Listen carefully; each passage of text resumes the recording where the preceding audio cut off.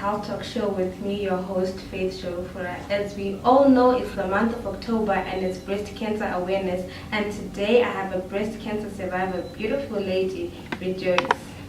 Rejoice, thank you for coming to our show. Thanks for having me. No, this month is a different month as it is a Breast Cancer Awareness Month. And today I have a breast cancer survivor, a beautiful lady, Rejoice Utsiwegota. Rejoice, welcome to our show. Thank you very much. Thank you for coming through. So today we're going to be talking about breast cancer, and she's going to be telling us about her journey, everything that we probably all need to know. So Rejoice, maybe just to start, maybe you can tell us about yourself. Who is Rejoice? Rejoice is crazy, crazy, down-to-earth lady, I guess. I would like to say so. Turning 28 in November. Okay. I found out about the breast cancer last year on the 27th of September. Okay, so maybe to first ask, this is like, I think, the common question everyone would want to know. Okay. Any woman that has not breastfed has a lump, and we are told to do these self-tests. How does one know the difference? You're bound to notice right there and then. So it's good to always check yourself. Yeah. Okay, so maybe if you can tell us about your journey, like from the start. What really happened? You feeling the lump, the first stages? When I felt the lump, I told mom. Yeah, mom, I found a lump, and she said, I go to the doctor. I refused. I actually spent the whole week with the lump because I told myself it's not painful, so I'm fine. There's no stress. So I was forced to go to the doctors. When I went, they asked for a scan, and that scan now they asked me to go for them to take a sample to test what the lump had or what. So after a week, I guess, that's when the results came out on the 27th. When the Dr. Blue told me that it's cancerous. And what I did was laugh. You laughed? I was like, yeah, okay, so what's the next stage? Then he looked worried, like, no, who did you come with? Then I told him my mom and my sister-in-law were outside.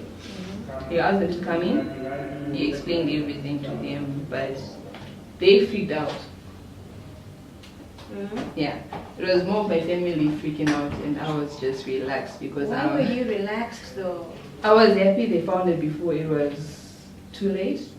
Because with most people, you find it already when it has spread and they can't help you anymore. So I just told myself, you know what, so long now I know I can take the next step and get treatment.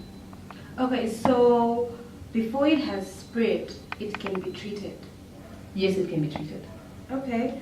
So, okay, you're saying you had already gone there with your mother, you didn't have anyone to call. So if someone finds themselves with a lump, who is the appropriate person to call? Whoever. Whoever is close to them. I'm sure people panic and stuff. Yeah, I think it's about who you're comfortable with, who you want to tell first, and yeah, it doesn't matter what it is. So long you get to tell someone and get comfort, then yeah, you're good to go. Okay, so what did the doctor say caused your breast cancer? It was hormonal. Oh, okay. Yeah. So it, yeah, my hormones caused it in a way. But what other causes then? Oh, how is it in line with the hormones if you have? I really don't know. I never So what are the other causes besides hormones? Some are genetic, some are from what we eat. So yeah, you just need to be careful and go traditional. Traditional food? Yes, because processed foods cause most cancers. Sugar and beef also, they're really bad for you. So yeah, I guess we need to stay healthy and do what Anna Mama used to do. Eat traditional food. Look how healthy we are. True. Talking about Anna Mama, what they used to do, how did your family take it? My family was freaked out. God. And I used to laugh at them, you know. Like, you guys are stressed. Shame. It's actually funny to see you guys like this. So yeah, everyone freaked out because I was the first person in the whole family There's no history of cancer in our family, both mom's side and dad's side. Yeah. So I think it was a low blow to the whole family. Like, yeah. It was a scary situation. Okay, so you said you were relaxed and you're not stressed, but what was the first thing that came to your mind when the doctor told you that the lump is cancerous? Nothing really. You were blank, like yeah, totally. It was like, yeah, whatever, they found it, so yeah. Okay, that's a weird reaction. Honestly. Yeah, I know even the doctor was worried. He just said, people like you're soon to kill yourself with funny things Who later. pretended the thing okay. Yeah. But you were genuinely okay. I was okay. I was okay till I started my chemo. And the hair started falling out. Yeah. Then it hit me hard. Oh, that's when it hit you. I was like, oh, this is going to be my life now. And I never knew my hair would grow back. So I thought I was going to be bald the rest of my life. So, it was, I think that's the only thing. The hair falling out, feeling like I'm now Utsiwegota because I have for one breast. I always used to tell myself that I'm nothing, I'm not worth anything. Even marriage, I would ask myself who wants to marry a person like me. But are you married now? Getting married in December. Oh, congratulations. Thank you. So, maybe if you can tell us about the whole process, maybe from the treatment process, from the operation to the chemotherapy. Okay, I was in the hospital for a week. Yeah, I remember the last few days of my days in the hospital. I would move around the all the wards and say hi to the rest of the patients because I was so sick of being in that hospital bed. I wanted to go home. But yeah, with God's grace, we got out of hospital after a week. Waited for the wound to heal. Then I started my chemotherapy. And chemo is tough, I won't lie. It's really tough. Because with chemo, you feel nauseated, you're drained, you've got body ache, you've got all these side effects that just drain you, you can't do anything. So yeah, it was tough. I wanted to give up, I think 4 times. You wanted to give up 4 times? Yeah, I would tell myself, why am I suffering like this? So, yeah. And I even got to the stage of telling mom and my brothers, guys, you should go for the chemo, leave me alone, I don't want. That's how bad it was. But yeah, the days went by really fast. I was actually, shocked to see how the days moved really fast because at first I thought, till we reach 6 months it's going to be tough. Also, it's for 6 months. Yeah, it depends. It depends per person and how deep the cancer is. Yeah, so the cycles, they calculate the cycles depending on the results. So yeah, it was tough. I wouldn't eat. I love my food. So that was tough. So you couldn't eat during the process? Yeah, I would hardly eat. And so yeah, that used to really get to me because when you love your food, it's like a part of you has been taken away. So yeah, it was hard. And after finishing chemo, I started on my radiotherapy. Radiotherapy is nothing really. It's like taking an X-ray. And for me, I finished radiotherapy without any side effects. They only started showing 3 days later. What side effects normally show? You get bruised. Those blisters, like you got burnt. Oh. Yeah, that's why I'm sure I say go peace. I figured it. So yeah, so it was hard going through the pain of that wound now and going for treatment to heal the scars and everything. But because I knew I was almost done, I stayed strong. And yeah, because I knew this was it. And I'd get freaked out here and there because I lost my friend to breast, it wasn't breast cancer, She had cancer in her throat. In her throat. Yeah. At the same time. At the same time, so we used to go for chemo, like, you know, the same days. And she passed on a week after she finished the chemo. So that really messed me up because I was like, so why am I doing this? Since people keep dying. And you know, every time you're on Facebook, someone is saying, my aunt died of cancer. And I'm like, oh, okay, so cancer does kill, you know. Kill people. So a part of me was really scared that I'm going to die anytime. Because, yeah, that's what we all think, that, you know, cancer means death. But after I went through this whole process, I realized that cancer, sugar, BP, AIDS, all those diseases, they're nothing so long you go through the treatment. Yeah, and people mustn't be scared of the word cancer because doctors in Zim now can treat. So I don't think there's anything to be scared about. Like, yeah. And besides, if I could do it, I think anyone can do it. True. Yeah, so, yeah, that's about it. Okay, so after going through the treatment and surviving, has your lifestyle changed? Not really. I lost friends. Yeah. I lost friends. You get to realize which people are real and which people are not when you're down. So, yeah, it was a tough time going through all that and realizing that the people you break your back for wouldn't do the same for you. So yeah, that was hard, but hey, by the grace of God, He gave me a fiancé that's so supportive, a family that's so supportive, work colleagues at Richard House and Riverlock International. They were also supportive, so they all helped make my journey easy. And every time I'll talk to someone about the cancer, you know, you'll get tips.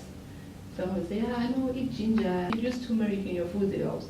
So yeah, talking about it is also a good thing because I've noticed most women are ashamed to say I've got cancer. Yeah, and most people believe in kuroiwa and whatever when you tell people that you're going through such a disease. So I always tell my friends that, guys, you know Muroi can roya you because if they do roya, you don't even need to tell them that you're going through any illness because they already know. So yeah, you need to be open about it so that you get advice from the people around you because you cannot know it all. Yeah. So yeah, it was really tough. But yeah, I'm happy now. Yeah. And I'm alive. I'm happy now and I'm alive. So yeah, it's a blessing.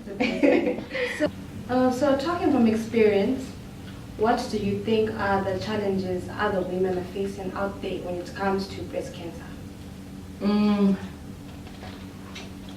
Women that cannot afford medication go through a tough time because it's more of waiting for your death to come slowly. And losing your hair, having one breast or none, really breaks someone's self-esteem. And yeah, I think it's about the self-esteem really. That gets really tempered with. Otherwise, people just need to know and research and learn that it's not a killer disease. Because most people die through stress, thinking too much and, you know. Yeah, thinking is what kills. Yeah, so people need to accept, whenever they're told that they're not well, they need to accept it and find ways to get treated. Yeah. So talking about funds, how much was the screening and just basically the process from operation to chemotherapy? It's expensive. I can't remember what figures because I wasn't a part of that. My brothers, their wives, don't do that for me. But it's expensive because you have to get screened a lot of times. You go for x-rays a lot of times. You go for blood tests a lot of times. So, you know, it's it takes out a lot of money. So yeah, as I said, it's tough for those that cannot afford, because the prices in Zimbabwe are a bit too high. The other day I was telling a friend that I think they should start decreasing prices or make it free, just like ARVs, because cancer is real and cancer is big and cancer is killing a lot of people, especially those that cannot afford. So yeah, I hope they'll do something about it. Yeah. Talking about that, I was about to ask, what is being done, for these people who can't afford? So far, I haven't heard anything, hey. But I'll do more research and let you know. I'll do more research and let you know. But most people are being neglected, right? Yeah, they are. When it comes to this. So are we saying, because so far there isn't anything that is being done, breast cancer women, are they cursed? Is it like, does it mean it's the end of their life? I think it depends on the person. A person like me that's not serious, they wouldn't really care. But people who get deep in thought and stress a whole lot, yeah, that's a bad time for them. It will surely mean death to them. But yeah. So every month, every October, every year, it's Breast Cancer Awareness Month. What has been done? What changes have happened throughout the years? Or it's just a month where we're saying Breast Cancer Awareness Month? I think it's just a month that we say it's Breast Cancer Awareness Month, and most people don't believe this thing. And you know what they say? I was a quick operation till a pin situation. Yeah. So I think it's more people ignoring that they're not wanting to know just because they haven't been in the situation. So yeah, we need to spread more awareness and find other ways of reaching out to people, even young girls that have started their periods going out, so that they learn that it's not the end of the world. It's okay to go get tested. Don't be afraid. Yeah. So are young girls more prone to getting breast cancer? It all depends on the person, really. Because the other day I was watching on YouTube an 8-year-old girl. 8? Yeah. She had breast cancer. So I think it just depends on the person, really. Yeah. But it will all work out. So once you've been diagnosed with it, is removing the breast the only option? I think it is.